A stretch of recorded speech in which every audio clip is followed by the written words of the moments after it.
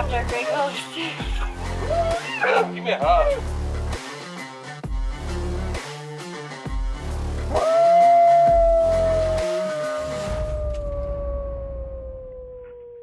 Welcome back to Season 2 Women of the Wild podcast. We would like to first start off by thanking our title sponsors for the 2024 year. Atlantic Coral Enterprise, one of the largest import dealers in the world with excellent quality for hides, skulls, shells, and amazing gifts for friends and family or even your household. You can find them at AtlanticCoralEnterprise.com. RM Custom Called, multiple world championships from Main Street to Live Duck.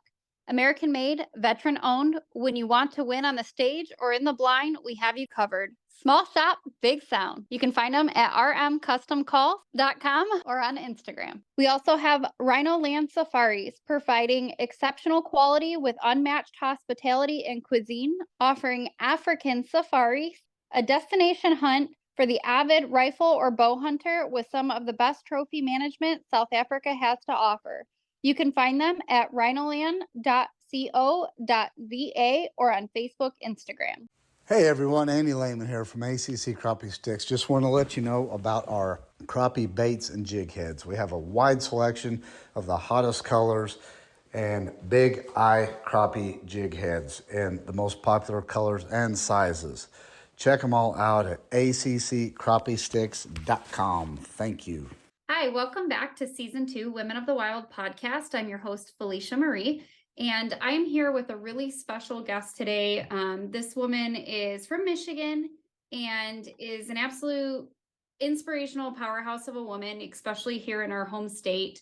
I'd like to introduce Heather Iverson. Heather, how are you doing? I'm doing well. How are you? I'm doing good. I'm really excited to have you on because you were a part of our team for a while. Life got hectic and you had to step away, which we're sad to see you go, but we're so proud of what you're doing. And I'm really excited to connect with you because you are a girl out there just being a mom and doing your thing and loving the outdoors. And I would love for you to tell our listeners kind of how you got into the outdoors. Yeah. So my whole family is really big into hunting and fishing. My dad started taking me as an infant on his back. We had a creek behind our house that got steelhead and salmon. So he would put me on his back and we'd go fishing and ice fishing. At like 4, he started taking me along waterfowl hunting. So we loved duck and goose hunting. And that was all a big part of my life growing up. Once I got to be in middle school, at the time here in Michigan, you had to be 12 to get your hunting license. So when I turned 12, it was right around turkey season. And so I got to take off school and go up north with my dad. And I got my first turkey and it was right away off the roost. And so we called my school and asked if we could bring it. I brought my turkey and my whole class came out and I got to show all them. And so that was really fun. And then as I grew up and had a family of my own, that's just something I really wanted to continue. So we had a carrier and brought our son along with and our daughter, and hunting was always just really a big part of our life. So I didn't grow up squirrel hunting, but as an adult, that was something I picked up with my kids and husband, just because it's such a great way to get kids out because they don't have to be really quiet or still. We usually just kind of go for a hike through the woods, and if we see a squirrel, we'll go after it. And if not, we just enjoyed the time outdoors as a family. And then we had a little boat and took them duck hunting and goose hunting with my dad and brother. And yeah, so we just really try to involve the kids as much as we can. Now they're getting a little older and some of their not priorities, but interests have changed. They still like to come with us and learn, but they're also kind of developing their own hobbies and stuff too. So we encourage that as well. Awesome. And you guys, like, you don't stop there. You guys are out foraging, you're out camping and hiking and pro hunting. I know that's one of the things that you do here in the state that a lot of people don't have a lot of education on, but you're trapping and you're just all around. You are a busy bee and you homeschool your kids, correct? I do. Yes. Yeah. So that Yeah, like you said, trapping and crow hunting, those were all things that we learned as a family. And a big thing that I like to teach my kids is that it's not being able to just regurgitate information. Like knowing how to learn is a really big part of our education. So, learning how to research, how to find animals, or what traps or what weapon is the best to use when you target something. There's always ways to learn that don't have to feel like you're sitting down in a classroom and learning. Yeah, Yeah, we and really like that. I love how diverse you are with it. Like you're educating more than just your kids. Like you are online and you're out there like posting like what this mushroom is or where you can find this, and you're so willing to share those secrets that everybody wants to keep. And I have to say that I think that's really inspirational. I think that we need more outdoorsmen and women who are willing to share those quote unquote secrets, because you're not going to learn if you don't know. And most of these people don't even know where to start or where to look. And you're so apt to share that with people. So I really appreciate that about you. Yeah, that's really just something I love because I did find starting out, it could be really hard to even know where to start. And so for foraging, we'll use that as an example because that's something a lot of people are interested in, but are a little nervous because what if you misidentify something?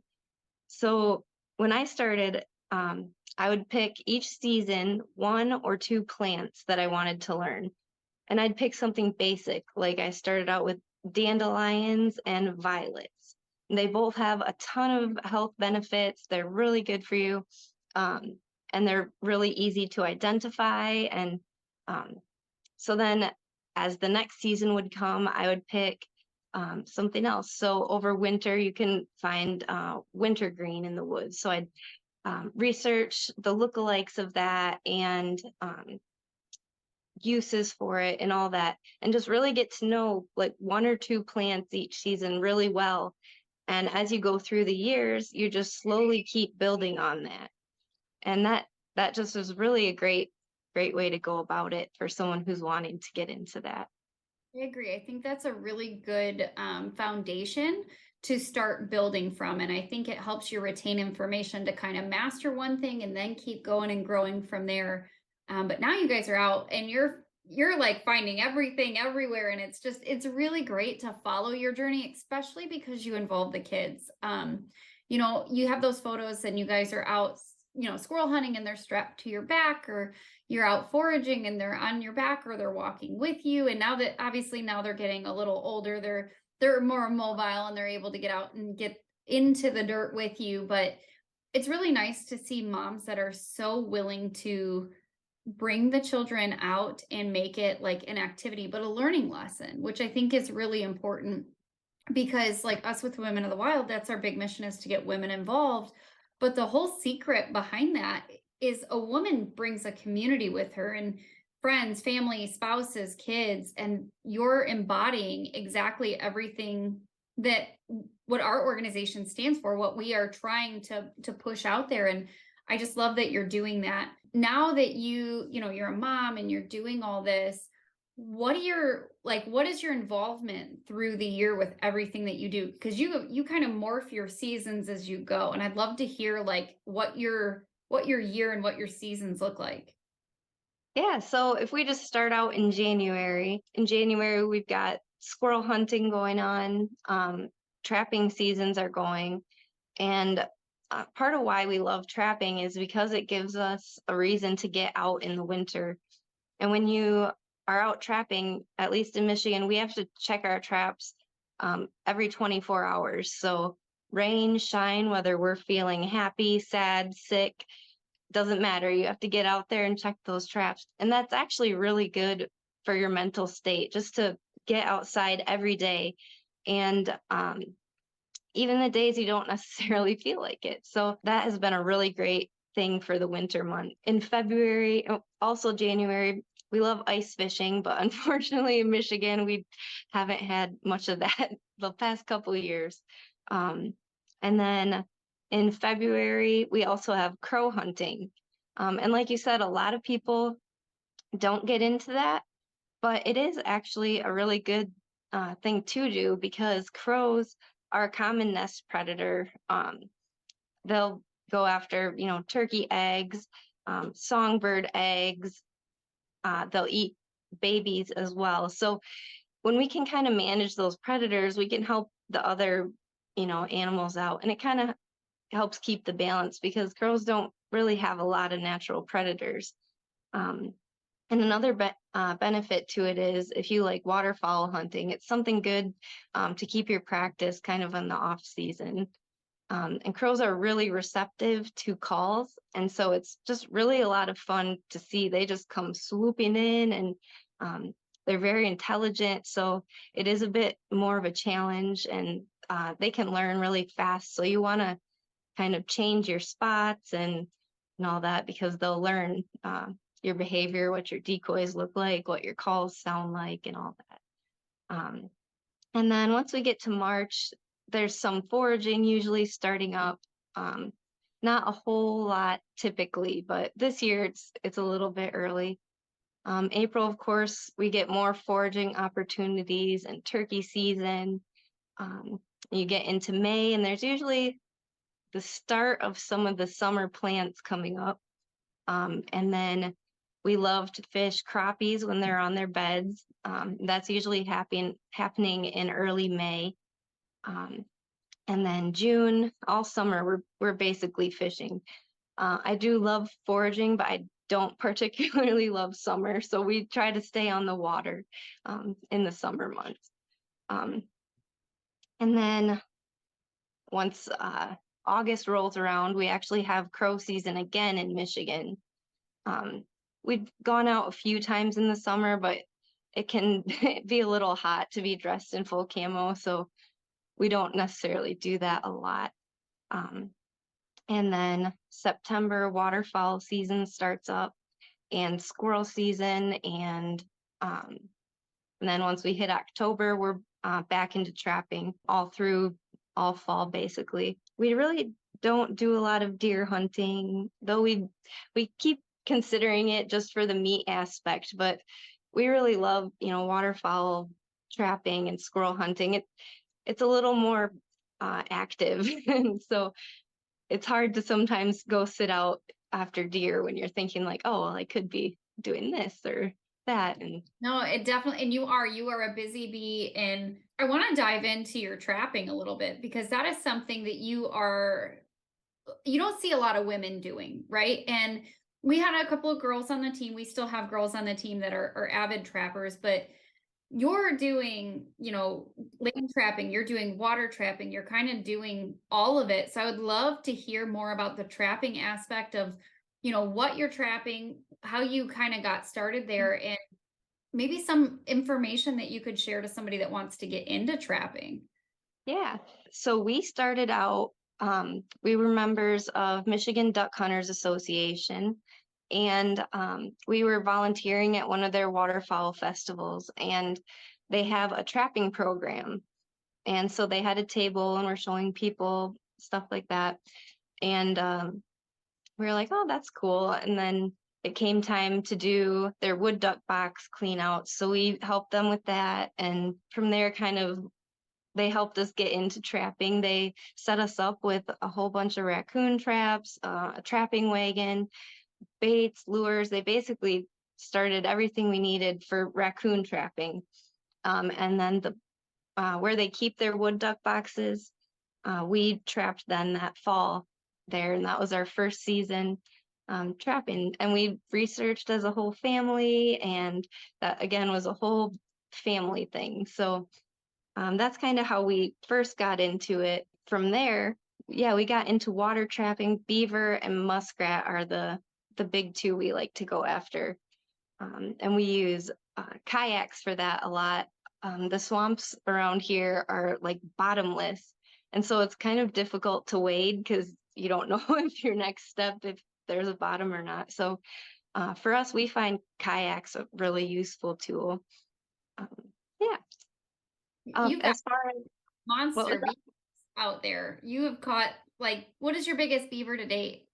our biggest is 51 pounds. which is pretty good size, but we've seen them, 60-pound, and a really big one would be like 70 plus, but even a 50-pound beaver is pretty big and exciting. So Yeah, I mean, you're always catching these monster beavers and these really big raccoons, and I love that you're doing it every step of the way. Your kids are right there with you, and I think that is a very inspirational thing, especially in today's society, of pulling them away from the electronics, getting them involved. And I love the fact of trapping. I do it as management. I wouldn't say that it's something that I am very proficient in. I taught myself how to do it, but I do agree with you that it is something that forces you outdoors, regardless of, like you said, if you're sick, if it's a holiday, it gives you a reason to get out, and it forces you to do it and to just stay on top of that trap line, and cleaning traps if it's freezing out, or pull your traps because we're going to have a deep freeze, or whatever it may be. It really just pulls all the excuses out of get outdoors. it does. So Yeah, from that, what would you say for like a trick for someone that might want to get into trapping? the first would just be to figure out really what you want to target. I always suggest raccoons because they're plentiful and they're relatively easy to trap. So if you want to get into trapping and want to try raccoons, I prefer dog-proof traps. They're just really easy to set. You can just squeeze them and stick them in the ground. We use all kinds of things for bait: cat food, cereal, chocolate syrup. Basically, if it smells good, they're probably going to be interested in it. So, If a little kid will eat it, they will too. yeah. Yeah, we use like Snickers and mini marshmallows, and Yes. literally if it's something you could snack on while you're driving, like, because we drive our trap line. Mhm. I say all the time, I'm like, if it's something my kids will snack on in the back seat, it's something a raccoon will eat. Absolutely. Yep. But from all of this, you are also now part of the MTCA, correct? Yes, Michigan Trappers and Predator Colors Association. My husband and I help out with their raffle. And that's like a new endeavor for you, correct? It is, yeah. Yep. So what I'd like to do is jump to a quick commercial break to hear from our mid-segment sponsors. And when we come back, I want to dive into like what that is for our Michigan residents. All right. Sounds good. We'll be right back. We're going to take a word from our mid-segment sponsors, and we're going to dive into that with Heather. Share your love of the outdoors with your little ones through the exciting adventures in Dr. Josh Farr's children's books. As an avid sportsman, Dr. Josh Farr has taken his passion for the outdoors and uses his vivid storytelling to teach valuable lessons and appreciation of the world. Learn the alphabet through the ABCs of hunting. Find joy in exploring the outdoors with Let's Go Out and Play and more. You and your child will love learning about nature with Dr. Josh Farr. See all of his books now at drjoshfarr.com. That's DRJOSHFARR.com. Weeby Knives, a brand of skinning, fleshing, and butchering knives perfect for the hunters, trappers, and fishermen, with a unique high-quality knife for animals of all shapes and sizes. You can find them and more information at weebyknives.com or on Facebook, Instagram. Stonehouse Digital Consulting. Elevate your small business with Stonehouse's expert marketing solutions. Ignite your online presence and thrive with a tailored strategy to drive your growth. You can find them and more information at stonehousedigitalconsulting.com or on Facebook, Instagram, or LinkedIn. Livingston County Pheasants Forever, Chapter 465, with a mission to conserve pheasant, quail, and other wildlife through habitat improvements, public access, education, and conservation. You can contribute by joining the meetings on the first Thursday of every month at 7 p.m. at the Howell American Legion Hall on the corner of M59 and Grand River. For more information and to get involved, you can find them at pf465.com or on Facebook, Instagram. Dreamcatcher Charters, a Michigan-based guide service for walleye, sturgeon, and duck hunting, with a passion that drives their success, sharing the phenomenal Michigan waterways with everyone. You can find them on Facebook, Instagram. Feather Moon Outdoors, offering calls made from select materials. Every pot is fine-tuned in the house using the highest quality materials available. Also offering. Welcome back. We are here speaking with Heather Iverson here in Michigan, and you're on the west side of the state for our listeners. And we were just discussing how you are now a part of the Michigan Trapper Predator Caller Association here. And I would love for you, if you don't mind, I know this is kind of a new endeavor for you, to dive into what that is and how you got involved and why you wanted to get involved. Mhm. So Michigan Trapper and Predator Caller Association is it's an organization here in Michigan that just helps support trappers, predator callers, any kind of fur bearer management. They hold a big convention each year, and um, they're just a really great organization who are full of good conservationists and really great people. When we first got into trapping, we joined their group, and it's just full of really great support, and we just have really enjoyed it. So when they were looking for raffle coordinators, my husband and I stepped up, and that's kind of how we got involved in there. What was that drive? Was it because of like the education, because of the support? What was it that like really drove you to like, yes, I want to get involved with this? Really, we just saw a need for more people speaking out and sharing positive information about trapping. And so we've really felt that they aligned with our views and ethics and everything with that. So when they needed help, we just really felt it was important that we stepped up to it. From here, I'd like to maybe dive into what this NRC meeting in March was, and kind of let's just start there. Let's start with what the NRC is, right? Like our resource there for protecting us, or what we think is protecting us, holds this meeting. And I'd like to just start there with like kind of what the NRC is and what these meetings are in general. Yeah, so the NRC is the Natural Resource Commission, and they basically are the ones who have the final say in like the wildlife policies. And we have these they have these meetings to basically discuss different proposals and policies coming to the table in regards to our wildlife. Yeah. So, and these are for all aspects, like, right? Like we do them for pheasants. In this situation, I believe there was some discussion of whitetail, but really what came onto the chopping block was the predator callers, or predator hunting in general.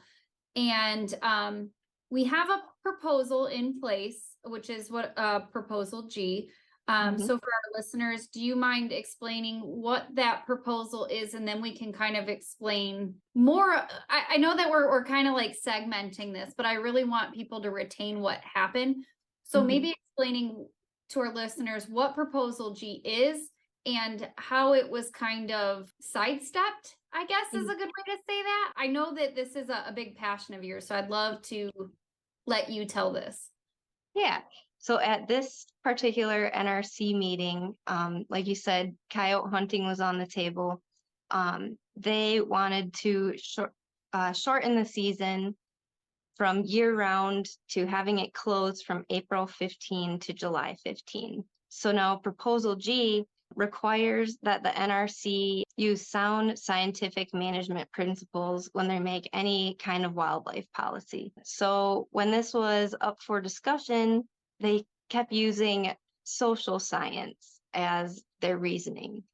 Basically, it's like public perception, how the public would perceive coyote hunting during what would be the denning period. Unfortunately, the public perception isn't really biological science. So that's where the issue kind of comes in, is that the decision isn't being made on sound scientific management. And so it's really important that we as hunters, even if you're not a coyote hunter, speak against that, because that could have just a domino effect through all wildlife management.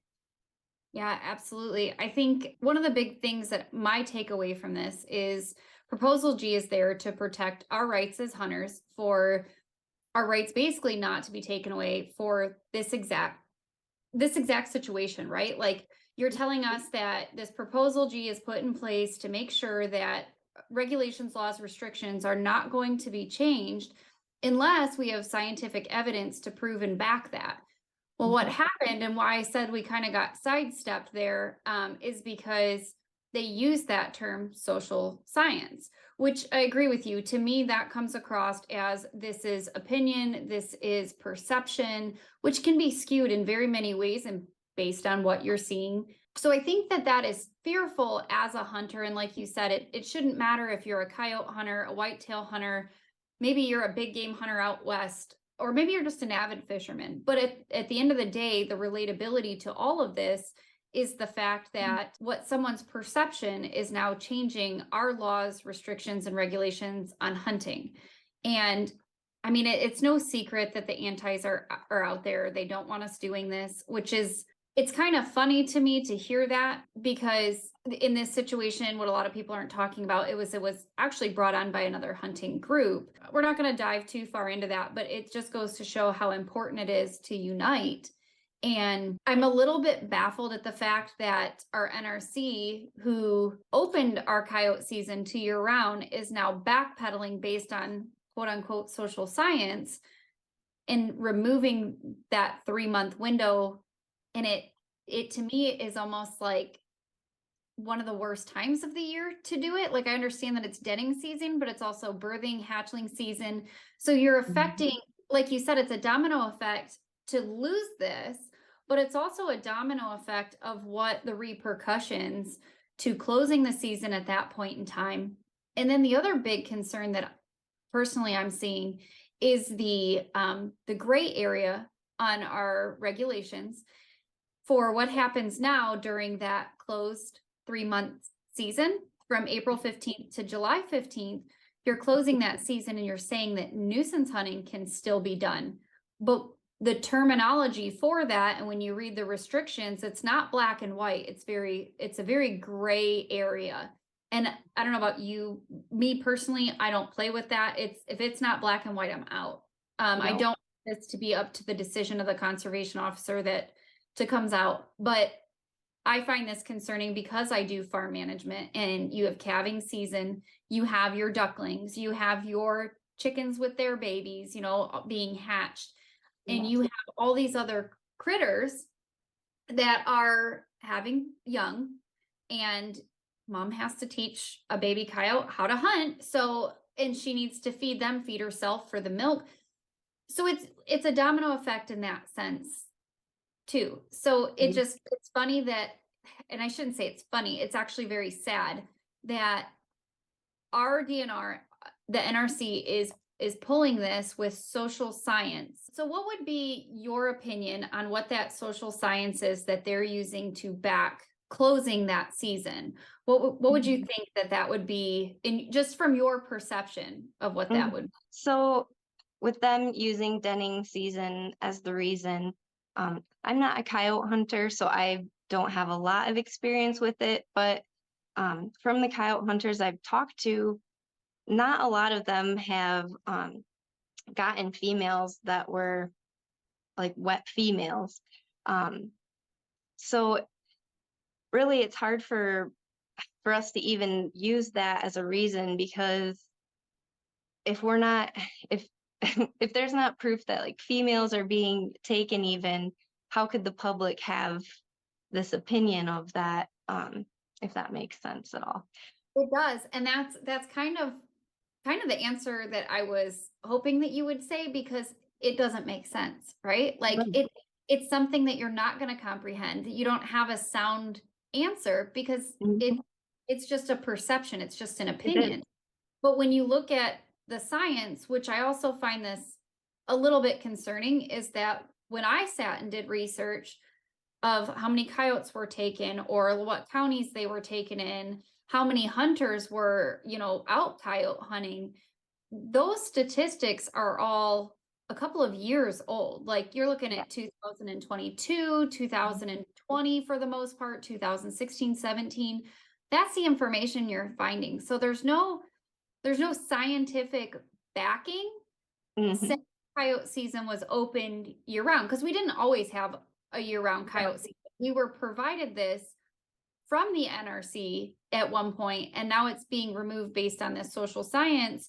And that perception, like you were just saying, the science behind it, the actual facts, because you can't argue an opinion with a fact, right? So having that said, all these coyote hunters, in censuses happen, you speak to many, nobody's taking females. Like, is it possible? For sure. You can't ever exclude that that's a possibility, but they're not taking pups. They're not taking moms. They're not taking even moms that have weaned off their pup, pups that are weaned, or moms that are, through that lactation process. You're typically taking males that time of year. Yes. And I mean, that going back to that gray area of nuisance, my fear is that that's going to get hunters a very bad rap and in trouble, because yes, they're saying that you can still nuisance hunt, but basically they're saying that you have to catch that coyote in the act. Okay. Does that also close calling for raccoons?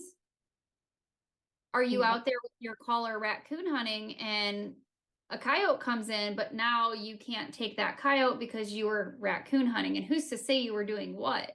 But for me, it's difficult because I do management for a farm, and one of the biggest issues that we have is coyotes, especially during calving season.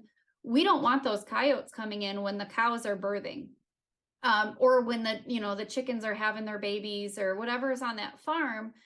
That's one of the times that we really focus. Well, as a single mom who works full time, I don't have the capability to go sit and wait for that coyote to come attack a calf, nor do I want to leave that opportunity open for it to happen. So you're now limiting the possibility and my options for getting out there and hunting and having a successful hunt. Like, for sure, I could go I'm going to sit for hours and just hope that it happens, instead of doing something to entice that coyote in and eliminate the predator before it becomes an issue. And I think as hunters, there are things we can do to help with public perception, especially if they're going to use that as sound scientific evidence. Social media is a huge, huge thing. And every so often you see people posting pictures that are a little, obscene. And I think people really need to step back and think about the things they're posting before they post it, because once you put something on the internet, it's there forever, and how we portray ourselves as hunters says a lot about all of us. So when we can keep our posts and photos respectful towards the animals that we hunt, even if it is a nuisance animal, just showing respect to the life that was lost, I think that says a lot about us as hunters and can help the public who don't hunt have more of a positive perception of hunting as a whole. Yeah, I agree. I think people are very quick to post these like grotesque photos, and I'm not really sure where that like beating my chest mentality comes from. You have to be mindful, you have to be respectful, and you're right. You have people that are non-hunters, so you have to respect the fact that they probably don't want to see this. And I mean, to each is their own. You want to post what you want to post. You have no control over that. But even if you delete a photo, it is still possible that somebody's already screenshotted it, or, like you said, once it's there, it's there. There's no going back, even if you remove it. But being more mindful of, the blood, guts, gore, getting all grotesque with it is important to not do that and be mindful, because it's being respectful as a hunter to that animal. It's being respectful to other hunters, of what that perception from maybe non-hunters, or even just maybe you have people that are not antis, but maybe they're just uneducated of what hunting is. And you're going to deter them before they even get a chance to get involved, or before they even get a chance to ask a question. And I think it's really important as hunters to be a good representation at all times. So being mindful of the way you're wording things, the way that you're posting your photos. And I think that it's important to know that it's okay to show that you're a hunter. It's okay to show that you're excited about that animal. And it's not necessarily that we're out there as these serial killers, as we referred to, but you're out there excited for what you're doing. As a mother out there taking your kids, you're excited that you got that opportunity. You're excited that you're providing for your family, that you're doing it in a manner, and it just depends. Like a coyote hide is a beautiful tanned hide. Absolutely. And I know like you do your beetles with the skulls Mhm. and tanning. So it's not like everyone's out there just wasting these animals. Some of these hunters really represent that animal after they've taken it. And I think that showcasing things like that are important because it does show that yes, we're hunters, but we're still utilizing it. We're not just shooting them to shoot them. There's still a purpose, but there's also management aspect behind it. And then it's a whole level of respect that you're paying out there, and you're showing what cool things you can do with skull beading. So if you're skull beading and making necklaces and earrings, I think that that's a good way to intrigue people into the idea of hunting without it being the hunt that intrigues them, if that makes sense. Yeah. Yep. Like a girl might see like, wow, I just saw Heather, put her beetles on this skull and now this skull looks really cool, but wait, now she beaded it and now it looks super cool. What kind of skull is that? And it starts a conversation out of honesty. And it takes a lot for someone to ask a question on social media. Like there's a lot of humility that comes behind that.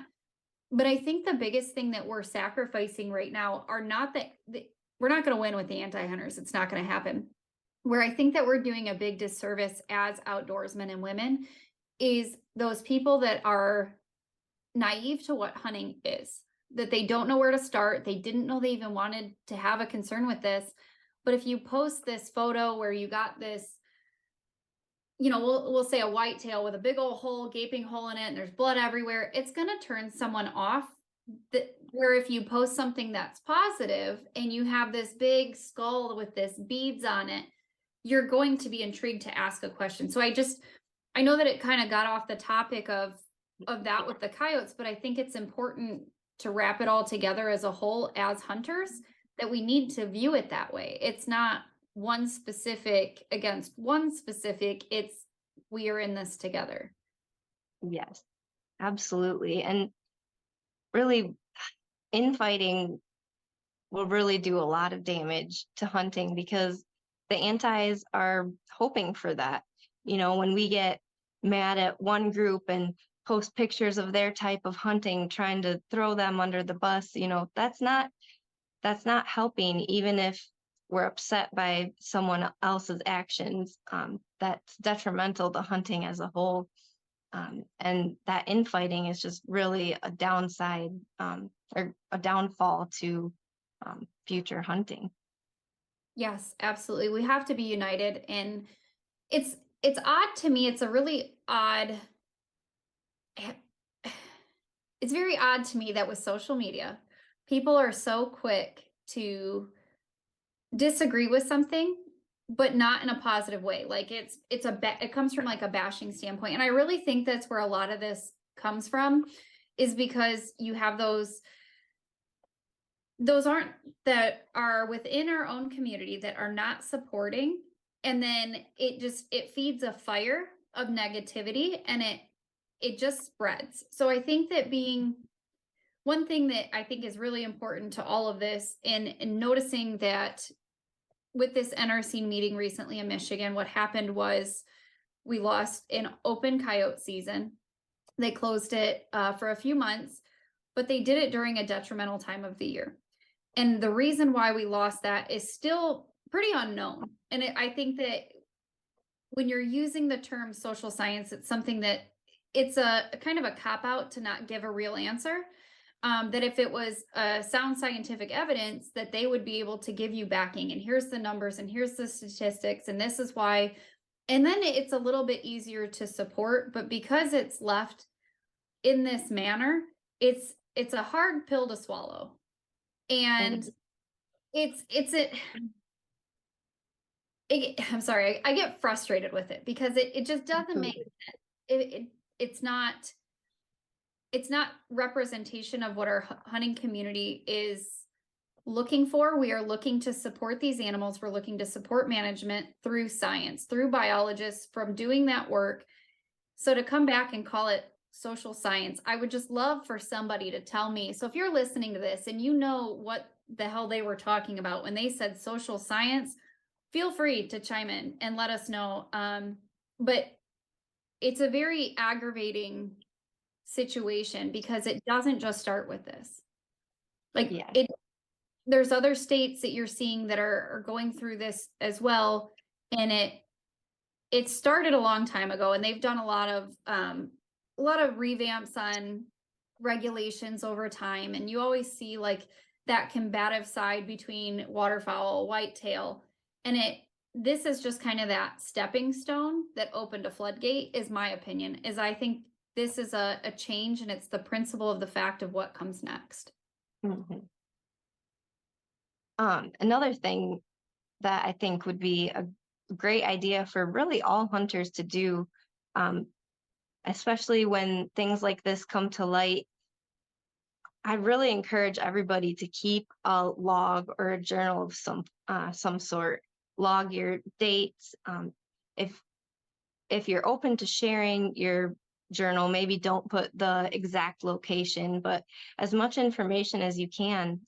That way, when things like this come, you can say like, "Look, I've shot 100 coyotes, and of those, none of them were wet females," and you have all the dates and everything to show. Um, I think by hunters kind of keeping a good log, it can really help when things like this come to the table. I agree. I think that's really sound advice, is to give to our listeners, is as hunters, as outdoorsmen, and this isn't just for coyotes, right? You can No, relate this to yeah. any situation. You can relate this to, whitetail when you're out hunting and you see X amount of bucks versus X amount of does, because eventually that's something that is going to be on that block, is what we're doing about our buck management. So Mhm. I feel terrible that the coyotes and our predator callers are on the chopping block with this one, right? This was ripped out from underneath of them. It What was. they stated in this meeting wasn't even taken into consideration. But I do feel, and from my understanding, because I've sent out emails, I've sent a lot of emails out, made some phone calls because I want more answers. And I also want to protect our rights, especially here in Michigan, but we're looking to protect ourselves everywhere. And so I started sending out emails, just kind of seeking, what we can do, where we go from here now that this regulation has changed, what we can do to kind of combat this, and what we can do to prevent more of these issues in the future. And I'm really getting kind of told you're kind of SOL. And Mhm. it's like, that can't be the answer. Do we start petitions? Do we, what do you do at this point? And to me, the biggest takeaway is, well, you keep fighting the good fight, right? But we also need to step up. We need to have a voice, and we need to have a conversation about this to prevent this from future matters, because it's going to come. Absolutely. I'd love to jump to another commercial break. We're going to listen to our closing sponsors, but we have a little bit more to talk about, and we're going to hear from our closing sponsors. We'll be right back with Heather, and we're going to dive into just better tips of being a better outdoorsman. And now to the final segment to this week's episode of Women of the Wild podcast. We will conclude this segment by thanking our closing sponsors. Stay tuned for more of this week's episode after this short word from our sponsors. Muzzy Pheasant Farms, a mid-Michigan family-owned and operated pheasant game preserve that is open year-round. Muzzy offers educational courses and hunts. They are family-oriented, creating a great opportunity for new and seasoned upland hunters. With no membership required, come hunt with Muzzy Pheasant Farms. You can find more information at muzzypheasantfarms.com or check them out on Facebook and Instagram. Blast and Cast Guide Service is a veteran-owned and operated Michigan-based guide service for the Great Lakes.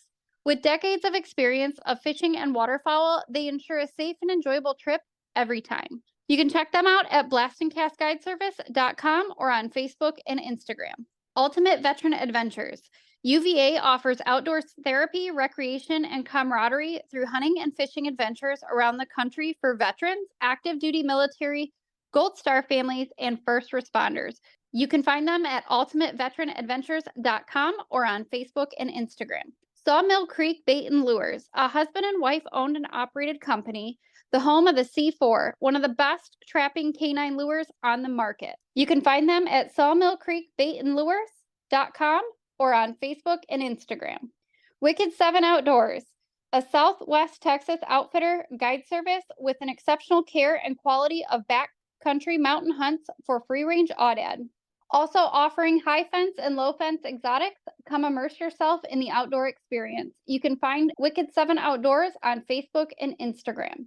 Misguided Outdoors is a female-driven Michigan-based guide service offering turkey and waterfowl hunts. Misguided is focused on educating women and youth, providing a hands-on hunt experience for all ages. You can find them on Facebook and Instagram. We thank you for tuning in, and we hope you enjoy the rest of this episode.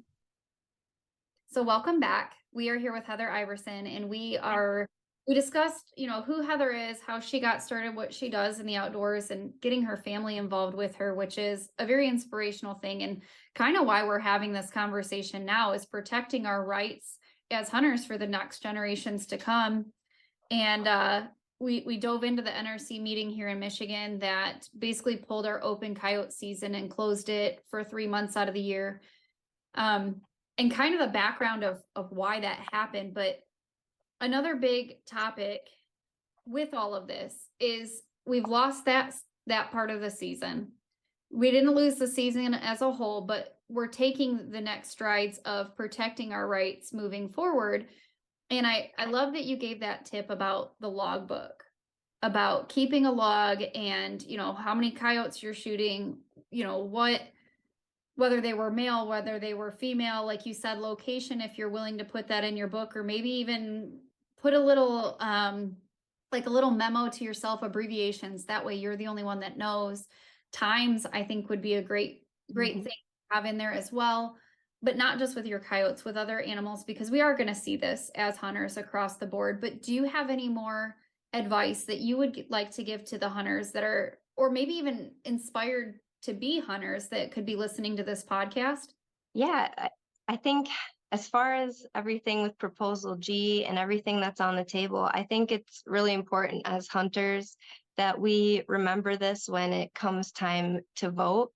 NRC commissioners are an appointed position, but we get to vote for the governor or the appointee. So it's important that we, stay up to date on that and vote appropriately to help protect our rights. And if you're looking to get into hunting, you can reach out to me. Women of the Wild is such a great group, and I just love everything you guys are doing because it's so important to just have this opportunity for people of any kind of experience.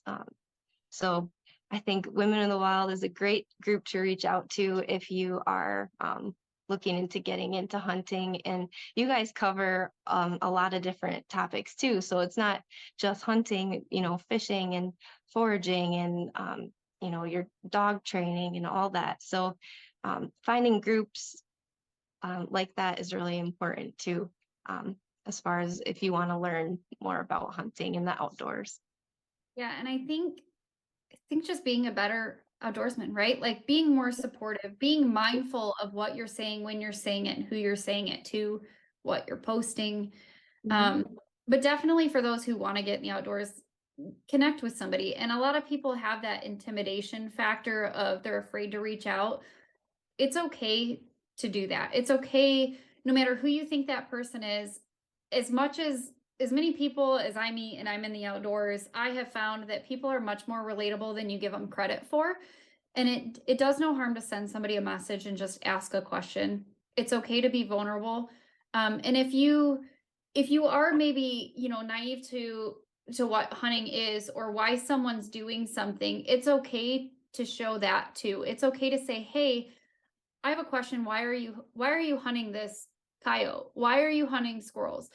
you don't have to do it from an attacking standpoint, but having that conversation. And then as the hunter, it's important to get vulnerable back and dive in deep of why you're doing it, and not to get upset or feel that everybody's out to get you. But this is exactly why this social science, in my opinion, has been put into play, is because we have too many hunters that take it as an attack, that go under fire, they get in arguments, or they're, discriminating against, this is my way, this is your way. We really need to band united. And we need to be just better outdoorsmen as a whole, whether it's hunting, whether it's fishing. And we need to make sure that we're preserving this for the generations to come. Absolutely. Now we kind of went all over the place with this, but honestly, I feel that in regrouping back to this, as a Michigan resident, we do see a lot of changes, right? Like we're seeing changes with our seasons, you see bag limits and things like that change from time to time, which everything's pretty much stayed pretty square for the last few years, I would say, as far as that goes. But what are some of the things right now that you, as a hunter, that you see being so beneficial? Like when you're seeing like habitat management, what are the things that you're out there seeing? And obviously, like you talked about doing with the wood duck boxes, that's kind of what I'm asking is, what are you seeing as someone who's so avidly in the outdoors that you're seeing that we can get involved with, that we can help with habitat, we can help with conservation efforts? What, as a Michigan residents, do you have that you would suggest? So a big one is we have a ton of public land in Michigan. Even if you're not a hunter and you're just wanting to get exposed to the outdoors, or if you are a hunter, just grab a trash bag and go for a hike and pick up any trash you see. That's a really basic, easy way to make a difference. And then from there, reach out to different organizations like Michigan Duck Hunters Association and volunteer your time with their wood duck boxes and different organizations like that. I also had previously, this was just as COVID was starting, but I had reached out to the DNR, got a trash permit, got a site where people had been dumping, and I had organized a big trash cleanup day. But then COVID hit and we had to cancel the whole thing. So that was a bummer. But if you're someone who loves to organize stuff, put something like that together. The permit was free. You can talk to different waste management companies, and a lot are really willing to help with getting a dumpster and things like that. So if you want to be a little more in depth, you can organize something like that, or you could even just donating your money to different organizations that help, that makes a difference too. Yeah. And for those that don't know, I'm assuming if you're listening to this podcast, you might already know this, but hunters are the #1 contributors to conservation. We are out there in the front lines with these animals. We're getting to learn them, but we're also learning that the habitat has to be pristine in order for them to thrive. And that's essentially what we want. We're not here to, eradicate a species. We are here to thrive these species and have those populations managed as a balance. So doing things like a trash cleanup, doing things like trapping your raccoons, building your wood duck boxes, while it seems like it can seem like a very vicious cycle, right? Like you're building wood duck boxes to help the wood ducks, and then you're trapping raccoons, and people see that negative, but you're doing that to help the wood ducks and other species too. But it's an entire circle that everything has to be managed, from your ground foraging critters all the way up to your birds and your big game. Everything has to have management, predators especially. And the problem is if we don't band together and we don't start seeing this as a whole, we will lose that as well, because you have to look at everything. You have to look at the habitat, you have to look at the animal management, and getting involved with, like, you can get involved with straight through your DNR, and you can help at the parks. You can get in touch with your conservation districts. I know we do a lot with Midland Conservation District. And if you don't know where to start, and maybe even if it's not in your area, reach out to those people because they will be willing to facilitate you to someone who does. Getting involved with your ruffed grouse, your pheasants forever, really anything, your waterfowl chapters, they're everywhere. If you live in a county, you have a chapter, whether it's for turkeys, whitetail, it's there. You just might have to do a little digging or ask, and always ask, because as hunters, that's the biggest disservice that we do, is we don't explain more. And I would encourage, for those who are out there making an imprint on things like social media or in a public display, that you are making an imprint with education, and keeping it positive. Absolutely. Yes. And yeah, just always remember to keep as positive as you can because the way we act really says a lot about hunting as a whole. Absolutely. Heather, I really appreciate you coming on, and I appreciate what you're doing out there with the little ones, with women. You really are a force to reckon with in the outdoors, and you are a very intellectual person that I enjoy following. I enjoy conversating with you. And I do look forward. I hope one of these days we can connect and get outdoors together and get our kiddos out there. But I really want to say thank you for coming on. I want to say thank you for everything that you are doing in the outdoors and everything that you are assisting with in our state, because you're one of those people that are involved in everything. And I really appreciate that. Yeah, well, thank you for having me. I love being able to talk and keep up the great work with everything you're doing as well. Yeah, we have a wonderful team. We definitely miss you, and that door is always open when you're ready to come back. But I know it's a lot going on right now. It is. But we're always here, and we'll always be here for you and fully supporting at everything that you do. So thank you for coming on. To our listeners who tuned into this episode, I encourage you to do your homework and maybe dive into this conversation a little bit more. You can do that online. You can do that on our website. You can reach out to us personally. Heather, where would our listeners find you if they had any questions? Yeah, you can find me on Instagram. It's Heather Iverson Outdoors, and then on Facebook, it's Heather Iverson Outdoors Woman. And either spot is totally acceptable, and I'm glad to answer any questions. Well, you guys heard it from her. It is a pleasure to have you on, and we look forward to having you on again. If you have any questions, you can reach out to us at womenofthewildoutdoors@gmail.com. You can find us at www.womenofthewild.net. And we want to say thank you for tuning in, and we can't wait to see you in the field.